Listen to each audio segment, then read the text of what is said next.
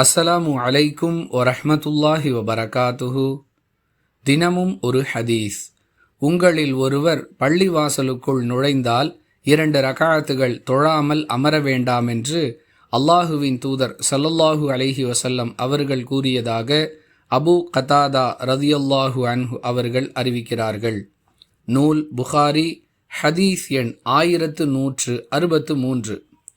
அன்பிற்குரிய அல்லாஹுவின் நல்லடியார்களே, பள்ளிவாசலுக்குள் நுழைந்தவுடன் தொழ வேண்டிய தஹிய்யத்துல் மஸ்ஜித் என்ற சுன்னத்தான தொழுகை 2 ரகாத்துகளை பற்றி நாம் அனைவருமே அறிந்து வைத்திருக்கிறோம். அதையே இந்த ஹதீஸ் பேசுகிறது.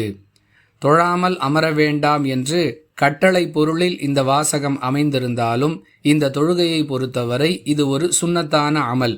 செய்தால் நன்மை, இல்லை என்றால் குற்றமில்லை. இந்த வேறுபாட்டையும் மக்கள் விளங்கிக் கொள்ள வேண்டும். யாருக்கு வாய்ப்பும் நேரமும் இருக்கிறதோ அவர் அவசியம் இந்த நபி வழியை நடைமுறைப்படுத்த வேண்டும்.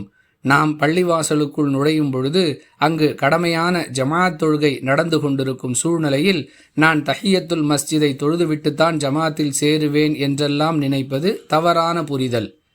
கடமையான தொழுகைக்கு இக்காமத் சொல்லப்பட்டு விட்டால் வேறு எந்த தொழுகையும் இல்லை என்று அல்லாஹுவின் தூதர் ஸல்லல்லாஹு அலைஹி வஸல்லம் அவர்கள் கூறிய அறிவுரையையும் கவனத்தில் கொண்டு வாய்ப்பிருக்கும் சூழ்நிலைகளில் தஹிய்யத்துல் மஸ்ஜித் என்ற இந்த தொழுகையை தொழுது கொள்ள வேண்டும். அல்லது பள்ளிவாசலுக்குள் நுழைந்தவுடன் சம்பந்தப்பட்ட அந்த நேர தொழுகைக்குரிய முன் சுன்னத் 2 ரகாத்துகளையும் தொழுது கொள்ள வேண்டும். சூழ்நிலையை பொறுத்து நடந்து கொள்ள வேண்டும் என்பதை கவனத்தில் கொண்டு செயல்படுத்தி நன்மையை பெறுவோம். வாஹிரு தஅவானா அனில் ஹம்துலில்லாஹி ரப்பில் ஆலமீன். அஸ்ஸலாமு அலைக்கும் வரஹ்மத்துல்லாஹி வபரகாத்துஹு.